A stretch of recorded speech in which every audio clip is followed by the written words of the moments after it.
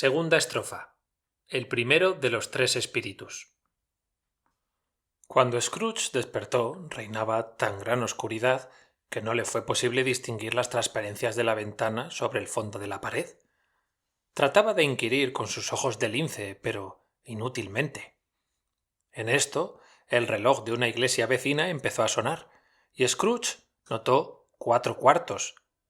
Pero con grande admiración suya, la pausada campana dio 7 golpes, después 8 y hasta 12. ¡Medianoche! Luego llevaba 2 horas no más en la cama. El reloj iba mal. Sin duda, algún carámbano de hielo debía haberse introducido en la maquinaria. ¡Medianoche! Scrooge apretó el resorte de su reloj de repetición para asegurarse de la hora y rectificar la que había oído. El reloj de bolsillo dio también 12 campanadas rápidamente y se detuvo. «No es posible que yo haya dormido todo un día y parte de una segunda noche. No es posible que le haya sucedido alguna cosa al sol y que sea medianoche a mediodía». Como esta reflexión era para inquietarle, dejó la cama y se fue a la ventana. Tuvo que quitar con las mangas el hielo que había sobre los cristales para ver algo, y aun entonces no pudo divisar gran cosa. Únicamente vio que la niebla era muy espesa, que hacía mucho frío y que las gentes no iban de un lado a otro atrafagadas, como hubiera ocurrido indudablemente a ser de día. Esto le tranquilizó, porque, de lo contrario, ¿qué hubiera sido de sus letras de cambio? «A 3 días vista pagada Mr. Scrooge o a la orden de Mr. Scrooge». ¿Y lo demás? Scrooge volvió a la cama y se puso a pensar y a repensar una y mil veces en lo que sucedía, sin comprender nada de ello. Cuanto más pensaba, se confundía más, y cuanto menos trataba de pensar, más pensaba. El aparecido Marley le tenía fuera de quicio. Cada vez que, como final de un maduro examen, se determinaba, en su interior, a considerar todo aquello como puro sueño, su espíritu, a semejanza de un resorte oprimido, que al soltarle toma su primitiva posición, le presentaba el mismo problema. ¿Ha sido o no un sueño? Así estuvo Scrooge hasta que el reloj de la iglesia marcó 3 cuartos de hora más y de seguida hizo memoria el espíritu que debía presentarse a la 1. Resolvió, pues, mantenerse despierto hasta que la hora hubiese pasado, considerando que tan difícil le sería dormir como tocar la luna. Era el mejor acuerdo. Aquel cuarto de hora le pareció tan largo que creyó haberse adormecido a veces y dejado transcurrir el momento. Al fin oyó el reloj. «Ding dong». «Un cuarto». «Ding dong». «La media». «Ding dong». «3 cuartos». «Ding dong». «La hora, la hora», exclamó Scrooge con júbilo. «Ninguno más viene». Hablaba antes de que la campana de las horas hubiese dado. Cuando llegó el momento de ella, despidiendo un sonido profundo, sordo, melancólico, la habitación se iluminó con claridad brillante y las cortinas de la cama fueron descorridas. Digo que las cortinas de la cama fueron descorridas por un lado y a impulso de una mano invisible, no las que había a la cabecera o a los pies, sino las del lado hacia el que estaba vuelto Scrooge. Incorporándose sentado, vio frente a frente al ser fantástico que las descorría, y tan cerca de sí como yo lo estoy de ti, porque has de notar que yo me hallo, en espíritu, a tu lado. La figura era muy extraña, de un niño, y sin embargo tan parecido a un niño como a un viejo, contemplado a través de una atmósfera sobrenatural que le comunicaba la apariencia de hallarse a muy larga distancia, con lo que se disminuían sus proporciones hasta las de un niño. Su cabellera, que pendía hasta el cuello, era blanca como por efecto de la edad, y con todo la aparición no mostraba arrugas. Tenía el cutis delicadamente sonrosado, los brazos largos y musculosos, lo mismo que las manos, como si poseyera una figura poco común. Las piernas y los pies eran de irreprochable forma y en consonancia con lo demás del cuerpo. Vestía una blanca túnica. El talle lo llevaba ceñido con un cordón de fulgurante luz y en la mano una rama verde de acebo recién cortada. Contrastando con este emblema del invierno, la aparición estaba adornada de flores propias del estío. Pero lo más extraño de ella consistía en una llama deslumbrante que de la cabeza le brotaba y, merced a la cual, hacía visible todos los objetos. Por eso, sin duda, en sus momentos de tristeza se servía, como de sombrero, de un gran apagador que llevaba debajo del brazo. Sin embargo, al contemplarla más de cerca, no fue este atributo lo que más le sorprendió a Scrooge. El resplandor que la cintura despedía era intermitente, no brillaba por todo su contorno a la vez, de suerte que en unas ocasiones aparecía la figura iluminada por unos lados y en otra por otros, de lo que resultaban aspectos diferentes de ella. Unas veces aparecía un solo brazo con una sola pierna, o bien 20 piernas, o bien 2 piernas sin cabeza, o bien 21 cabezas sin cuerpo. Los miembros, que se confundían en la sombra, no dejaban ver ni un solo perfil en la oscuridad que los circuía al desvanecerse la luz. Por una maravilla particular, tornaban a su prístino ser clara y visiblemente. —¿Sois? —preguntó Scrooge— ¿el espíritu cuya venida se me ha anunciado? —Lo soy. La voz era dulcísima, agradable, pero singularmente baja, como si en vez de hallarse allí se encontrara a muy larga distancia. —¿Quién sois? —Soy el espíritu de la Nochebuena pasada. —¿Pasada hace mucho tiempo? —No, vuestra última Nochebuena. ¿Acaso Scrooge no habría podido decir por qué si se le hubiera preguntado? Pero experimentaba un especialísimo deseo de ver al espíritu adornado con el apagador y le rogó que se cubriera. —¿Qué? —exclamó el espectro— ¿querríais ya con profanas manos extinguir tan pronto la luz que de mí se irradia? ¿No es suficiente que seáis uno de esos hombres cuyas pasiones egoístas me han fabricado este sombrero y que me obligan a llevarlo a través de los siglos sobre la cabeza? Scrooge negó respetuosamente que abrigara propósitos de inferirle una ofensa, y protestó que en ninguna época de su vida había tratado, voluntariamente, de ponerle el apagador. Luego le preguntó por el motivo que le llevaba allí. —Vuestra felicidad —contestó el espectro. Scrooge manifestó su reconocimiento, pero no pudo menos de pensar que con una noche de descanso no interrumpido se conseguiría mejor aquel objeto. Sin duda que le oyó pensar el espíritu, porque inmediatamente le dijo: —Entonces, vuestra conversión, tened cuidado. Y mientras hablaba, tendió su poderosa mano, y agarrándole suavemente el brazo: —Levantaos y venid conmigo —añadió.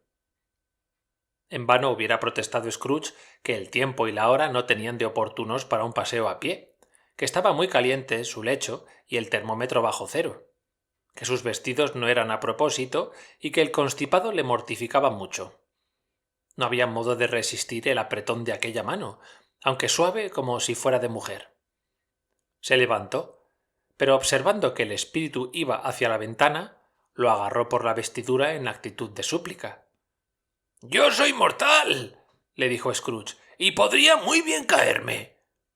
—Permitidme tan solo que os toque ahí con la mano —repuso el espíritu poniéndosela a Scrooge sobre el corazón—, y adquiriréis fuerzas para resistir muchas pruebas. Y al pronunciar estas palabras atravesaron por las paredes y salieron a una carretera que había desaparecido completamente. No se notaba ni la menor señal de ella. La oscuridad y la niebla habían desaparecido también, porque era un día de invierno, claro y espléndido, aunque la tierra estaba cubierta de nieve. —¡Dios mío! —exclamó Scrooge con las manos unidas, mientras que paseaba sus miradas en torno de sí. —¡Aquí fui educado! ¡Aquí pasé mi infancia! El espíritu le miró con bondad. Su dulce tocamiento, aunque duró poco, había removido la sensibilidad del viejo. Los perfumes que aromaban el aire le producían el despertamiento de miles de alegrías, de ideas y de esperanzas largo tiempo olvidadas. Muy largo tiempo. «Vuestros labios tiemblan», insinuó el espíritu. «¿Qué tenéis en la cara?» «Nada», contestó Scrooge con voz singularmente conmovida. «No es el miedo lo que ahueca las mejillas. No es nada. Es un hoyuelo. Llevadme, os lo suplico, a donde queréis». «¿Recordáis el camino?» «¿Que si me acuerdo?», exclamó Scrooge enardecido. «Podría ir con los ojos vendados». «Es extraño que lo hayáis tenido olvidado tanto tiempo». Y se pusieron en marcha por la carretera. Scrooge reconocía cada puerta, cada árbol, hasta que se divisó en lontananza una aldehuela con su iglesia, su puente y su riachuelo de sinuoso curso. Unas cuantas jaquillas de tendidas crines se dirigían hacia ellos, montadas por niños que llamaban a otros niños encaramados en carruajillos rústicos o en erratas. Todos iban alborozados, gritando en variedad de tonos, y no parecía sino que el espacio se llenaba de aquella música tan alegre y que se ponía en vibración el aire. «Esas son las sombras de lo pasado», observó el espíritu. «No saben que las vemos». Los alegres viajeros fueron aproximándose hacia ellos, y a medida que se aproximaban, Scrooge iba reconociéndolos y llamando a cada uno por su nombre. ¿Por qué se ponía de tan buen humor al encontrarlos? ¿Por qué sus ojos, ordinariamente tan mortecinos, despedían aquellas miradas tan expresivas? ¿Por qué le saltaba el corazón dentro del pecho según iba pasando? ¿Por qué se sintió lleno de júbilo al ver cómo se deseaban unos a otros mil felicidades por la Nochebuena, mientras se separaban tomando diferentes caminos para volverse a sus respectivos hogares? ¿Qué significaba una Nochebuena para Scrooge? ¿Qué ventajas le había producido? «La escuela no ha quedado desierta», indicó el espíritu. «Hay en ella un niño solo, abandonado por los demás». Scrooge dijo que lo reconocía y suspiró.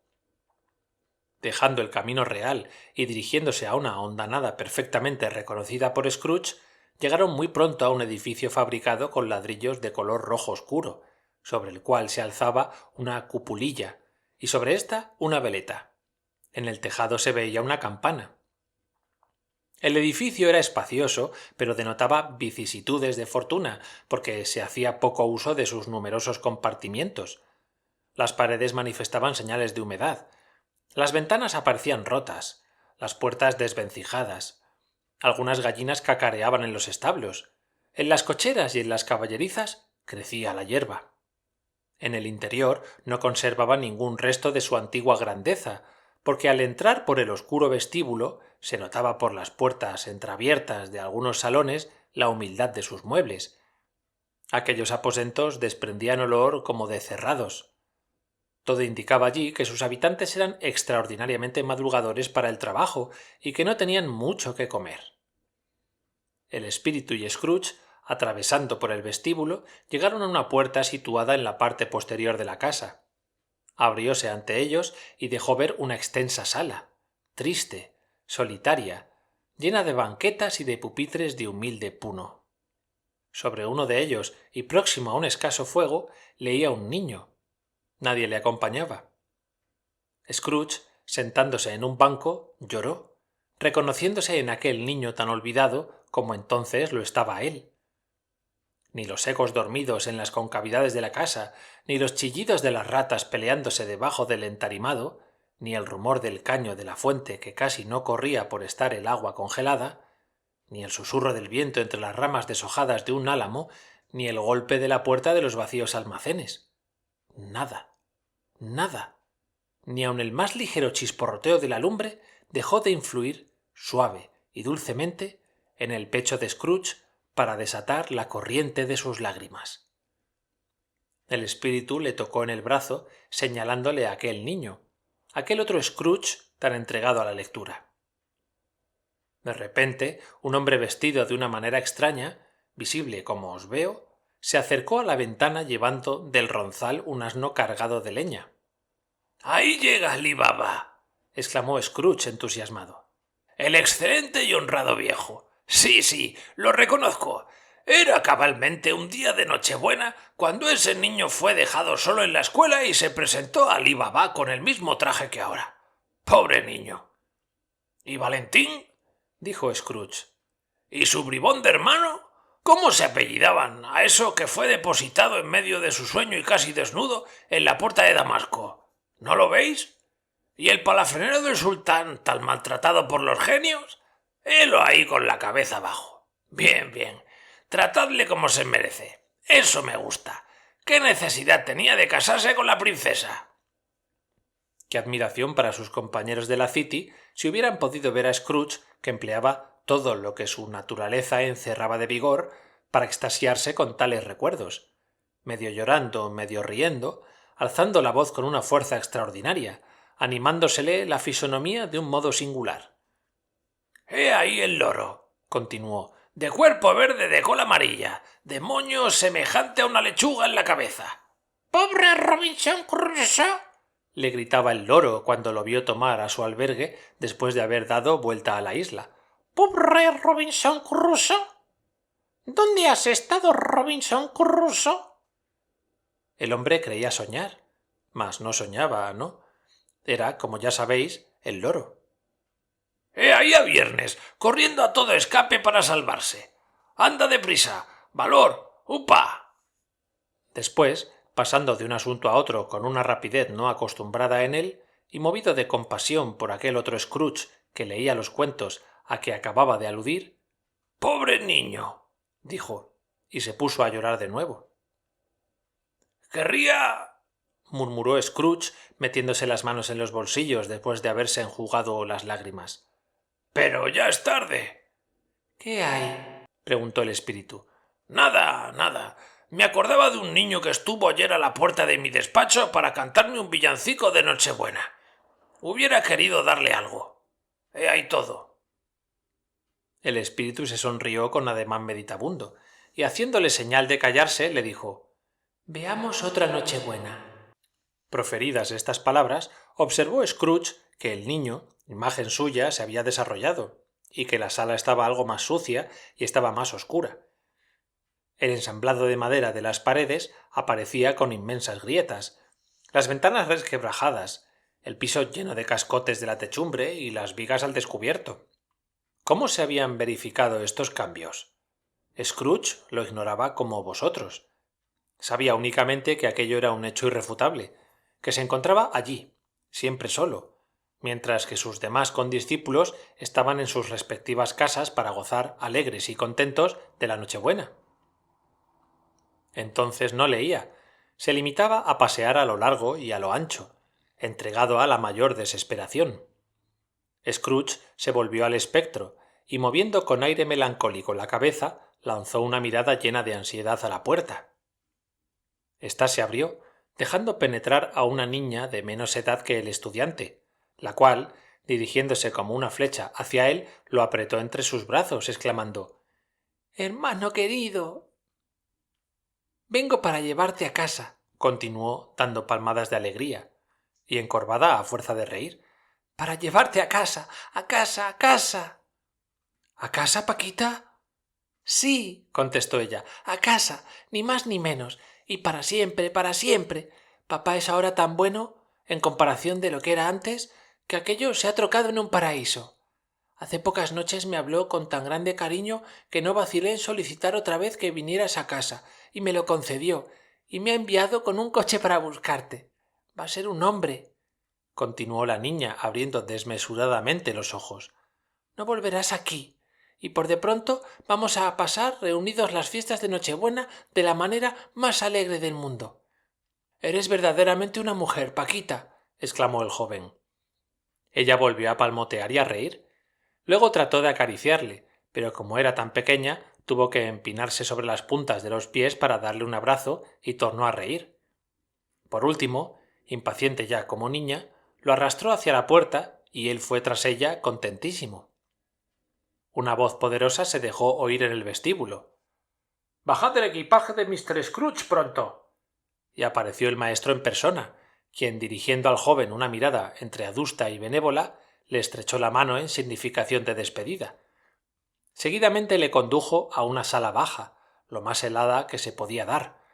Verdadera cueva donde existían muchos mapas suspendidos de las paredes, globos terrestres y celestes en los alféizares de las ventanas, objetos todos que parecían también helados por el frío de la habitación. Y allí obsequió a los jóvenes con una botellita de vino excesivamente ligero y un trozo de pastel excesivamente pesado.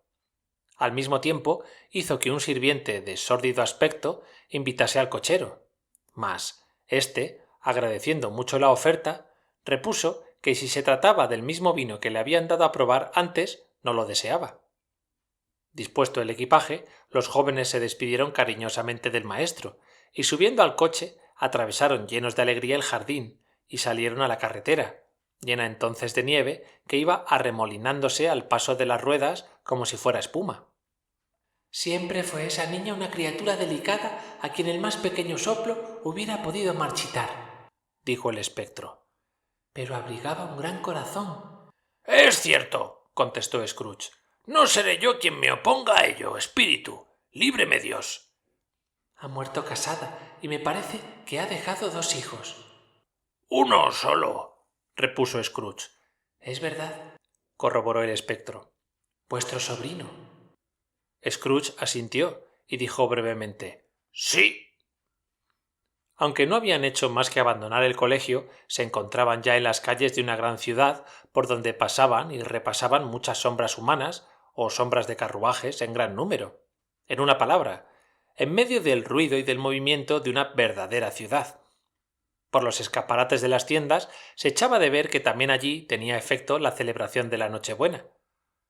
El espectro se detuvo ante la puerta de un almacén y le preguntó a Scrooge si lo reconocía. Sí lo reconozco. Aquí fue donde hice mi aprendizaje. Entraron. Había allí un anciano cubierto con una peluca y sentado en una banqueta tan elevada que si aquel señor hubiera tenido 2 pulgadas más de estatura, habría tropezado en el techo.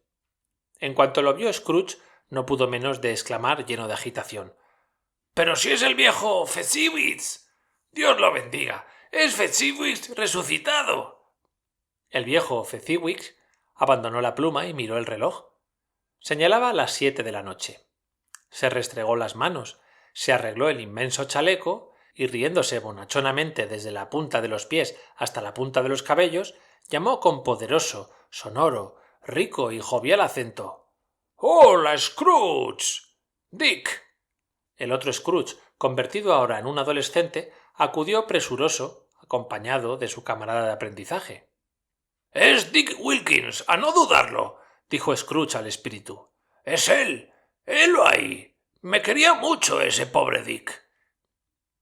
—¡Ea, ea, hijos míos! —gritó Fezziwig—. Esta noche no se trabaja. Es la Nochebuena. Dick, es la Nochebuena, Scrooge. Prontito, colocad los tableros en las ventanas —continuó Fezziwig, haciendo chasquear sus manos alegremente. —Pero pronto. ¿Aún no habéis concluido? Es imposible figurarse cómo ejecutaron la orden los jóvenes. Corrieron a poner los tableros, 1, 2, 3. Los colocaron en sus respectivos sitios, 4, 5, 6. Después las barras, después las chavetas, 7, 8, 9. Y volvieron antes de que se hubiera podido contar hasta 12, jadeantes como caballos de carrera. —¡Oh, oh! —gritó el anciano Fezziwig, descendiendo de su pupitre con maravillosa agilidad. —Quitemos estorbos de delante, hijos míos, y hagamos lugar. —¡Hola, Dick! —Vamos deprisa, Scrooge. Quitar estorbos. Tenían ánimos para desamueblar aquello. Todo quedó hecho en brevísimo rato. Todo lo que era susceptible de ser transportado desapareció de aquel lugar como si nunca debiera reaparecer. El pavimento fue barrido y perfectamente regado, las lámparas dispuestas, la chimenea bien prevenida de combustible, y en un momento convirtieron el almacén en un salón de baile, tan cómodo, tan templado, tan seco y con tanta luz como podía desearse para una noche de invierno. Luego vino un músico con sus papeles, y colocándose en el elevado pupitre de Fezziwig, produjo acordes enteramente ratoneros. Después entró la señora de Fezziwig, señora de plácida sonrisa. Después las 3 hijas del matrimonio, hermosas y excitantes. Después los 6 galanes que las requerían de amores. Después las jóvenes y los jóvenes empleados en el comercio de la casa. Después la criada con un primo suyo panadero.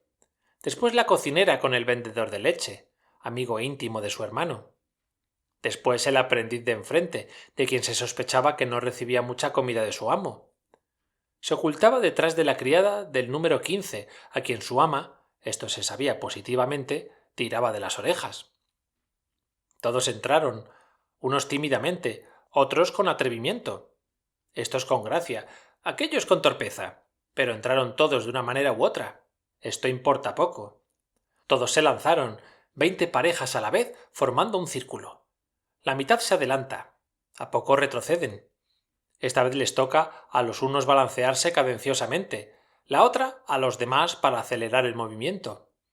Luego principian a girar agrupándose, estrechándose, persiguiéndose los unos a los otros.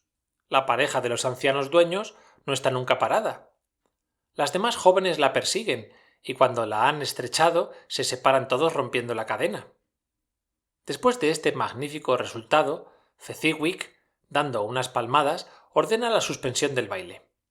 Entonces el músico se refresca del calor que le abrasa con un vaso de cerveza fuerte, dispuesto especialmente con este objeto. Pero desdeñándose de descansar, vuelve a la carga con mayor entusiasmo, aunque no salían ya bailarines, como si el primer músico hubiera sido transportado, sin fuerzas, a su domicilio en un tablero de ventana, y el músico encargado de reemplazarle hubiera decidido o vencer o morir. Después aún hubo un poco de baile, después más baile, pasteles, limonada con vino, un enorme trozo de asado frío, pasteles de picadillo y cerveza abundantemente. Pero lo bueno del sarao fue cuando el músico, ladino como él solo, tenedlo en cuenta, que sabía muy bien cómo manejarse, condición por la que ni vosotros ni yo hubiéramos podido criticarle, se puso a declamar Sir Roberto de Coverley. A seguida de esto salió el viejo Fezziwig con la señora Fezziwig y se colocaron a la cabeza de los bailarines. Esto sí que fue trabajo para los ancianos. Debían dirigir 23 o 24 parejas que no admitían chanzas porque eran jóvenes, ansiosos de bailar y enemigos de ir despacio. Mas, aun cuando hubieran sido en mayor número, el viejo Fezziwig era capaz de dirigirlos, así como su esposa. Era su dignísima compañera en toda la extensión de la palabra.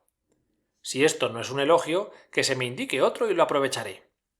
Las pantorrillas de Fezziwig eran como 2 astros, eran como medias lunas que se multiplicaban para todas las operaciones del baile. Aparecían, desaparecían y reaparecían de cada vez mejor. Cuando el anciano Fezziwig y su señora hubieron ejecutado el rigodón completo, él hacía cabriolas con una ligereza pasmosa, y al terminarlas se quedaba tieso como una I sobre los pies. Cuando el reloj marcaba las 11, tuvo fin aquel baile doméstico. El señor y la señora de Fezziwig se colocaron a cada lado de la puerta y fueron estrechando cariñosamente y uno a uno las manos de todos los concurrentes, él la de los hombres y ella las de las mujeres, deseándoles 1000 felicidades. Cuando no quedaban más que los aprendices, se despidieron de ellos de la misma manera. Todo quedó en silencio y los 2 jóvenes se acostaron en la trastienda. Durante estas operaciones, Scrooge se hallaba como un hombre desatinado. Había tomado parte en aquella escena con su corazón y con su alma.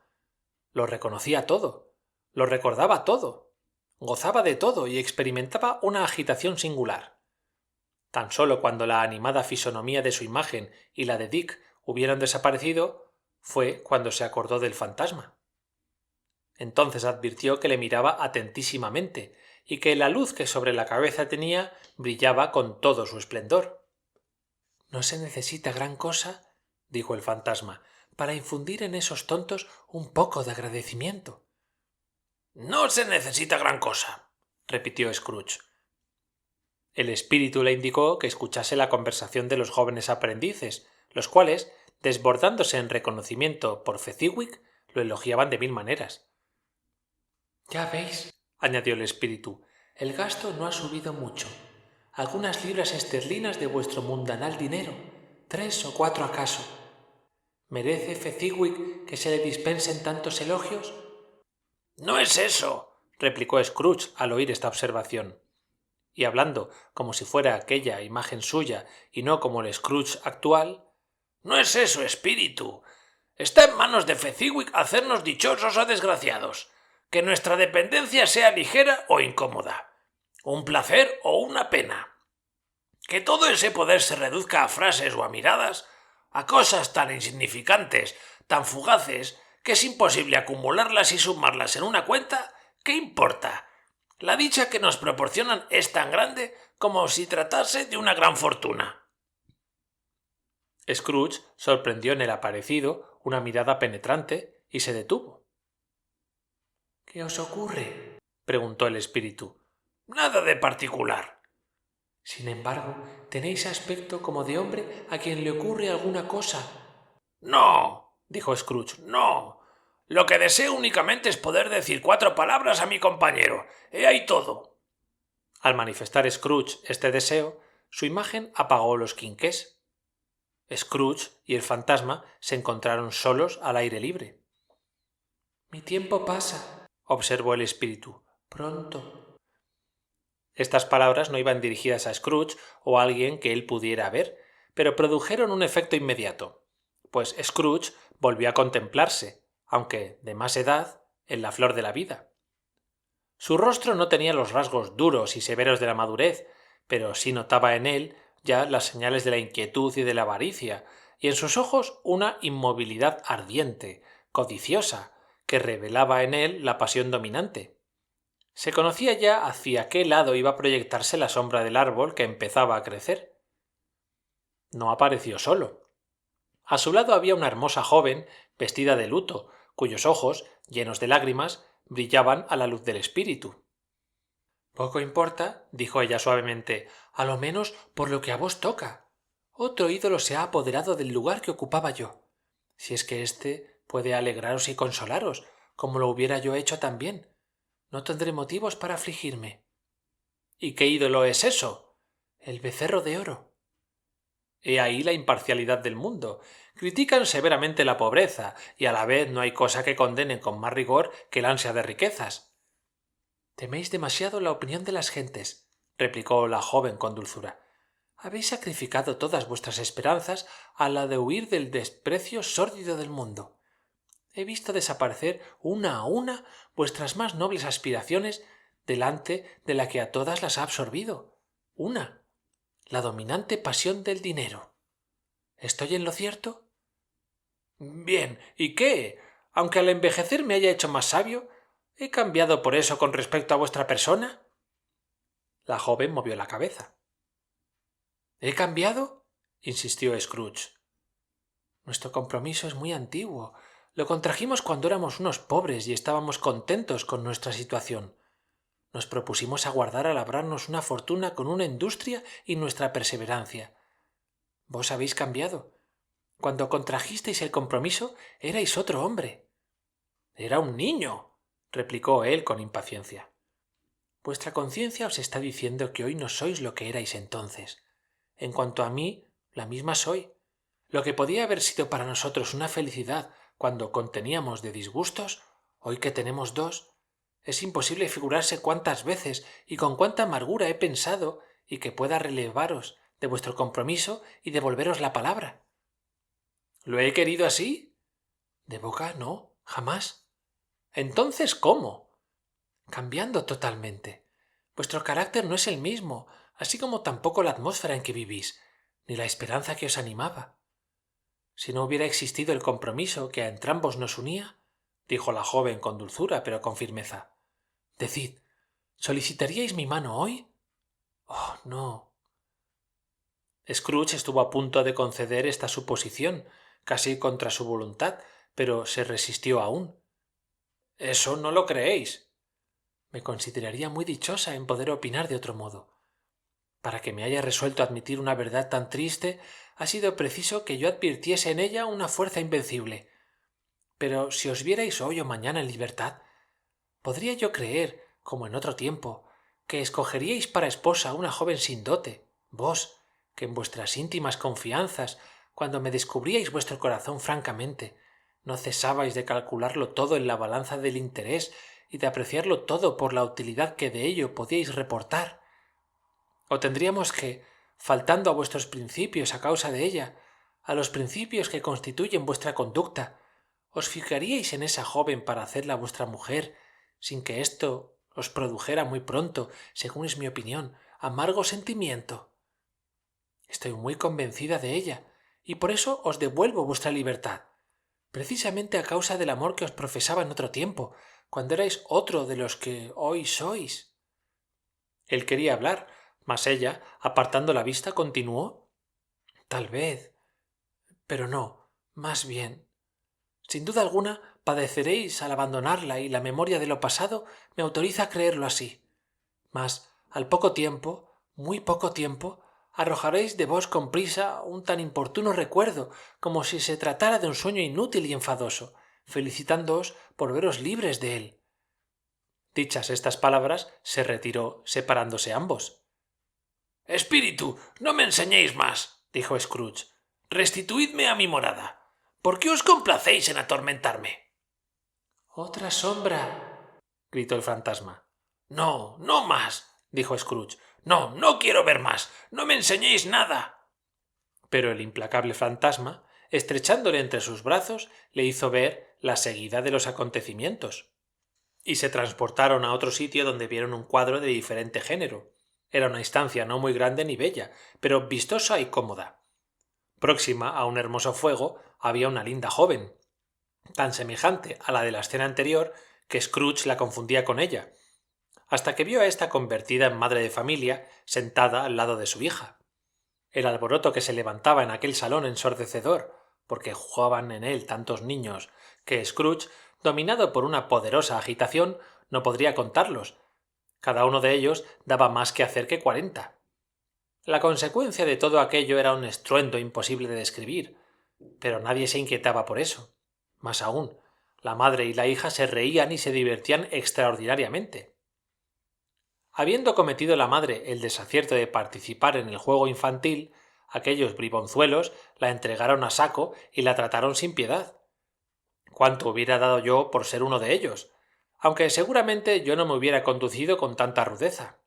Oh, no, no hubiera intentado, por todo el oro de la tierra, enredar ni tirar de un modo tan inicuo aquella cabellera tan perfectamente arreglada, y en cuanto al precioso zapatito que contenía su pie, tampoco se lo hubiese sacado a la fuerza. Dios me libre, aunque se tratara de la salvación de mi vida. En cuanto a medirle la cintura del modo que lo hacían aquellos atrevidos sin escrúpulos de ninguna clase, tampoco lo hubiera hecho, temeroso de que, como castigo a semejante profanación, quedara mi brazo condenado a redondearse siempre, sin poder enderezarlo nunca. Y sin embargo, lo confieso, hubiera deseado tocar sus labios, dirigirle preguntas para obligarla a que los abriese respondiéndome, fijar mis miradas en las pestañas de sus inclinados ojos sin sonrojarla, desatar su ondulante crencha, uno de cuyos rizos hubiera sido para mí el más preciado recuerdo. En una palabra, hubiera deseado, dígolo francamente, que me permitiera disfrutar con ella los privilegios de niño, pero siendo hombre para reconocerlos y saberlos apreciar.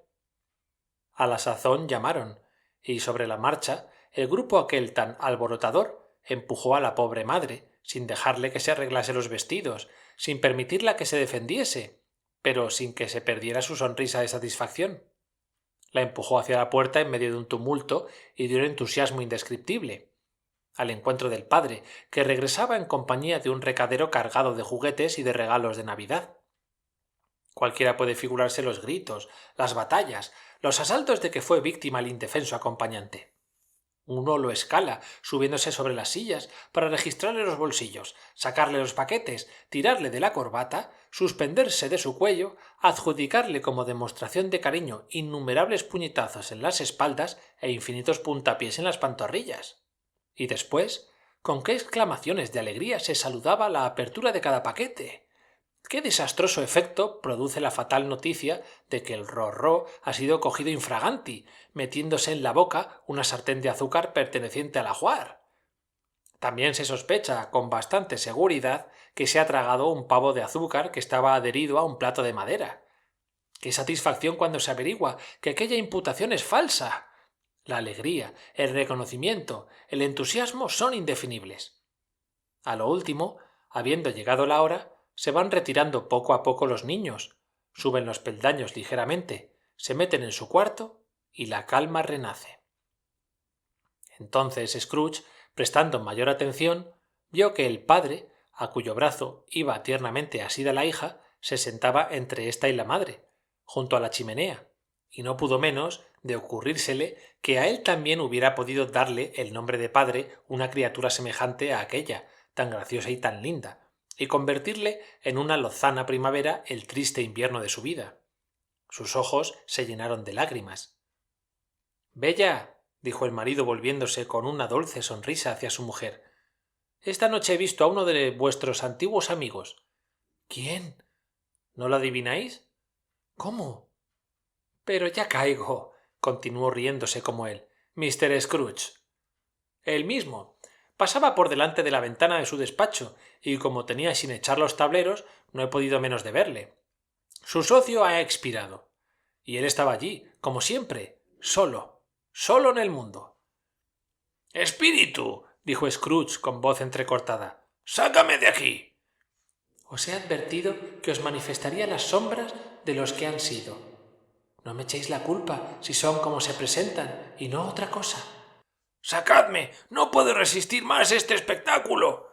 Y se volvió a mirar al espíritu, mas viendo que éste le contemplaba con un rostro que por extraña singularidad reunía todos los aspectos de las personas que le había enseñado, se arrojó sobre él.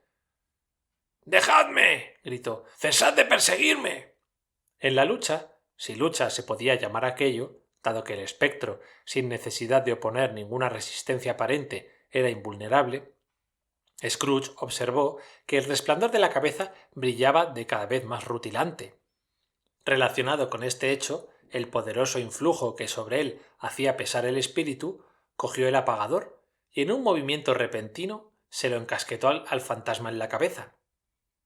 El espíritu se aplanó tanto bajo aquel sombrero fantástico que desapareció casi por completo, pero por más que hacía Scrooge, no alcanzaba a tapar del todo la luz bajo del apagador. En el suelo y por alrededor del fantasma apareció un círculo de rayos luminosos. Scrooge se sintió fatigado y con irresistibles ganas de dormir. Se vio en su alcoba y, haciendo un esfuerzo supremo para encasquetar más el apagador, abrió la mano y apenas tuvo tiempo para arrojarse sobre el lecho antes de caer en profundo sueño.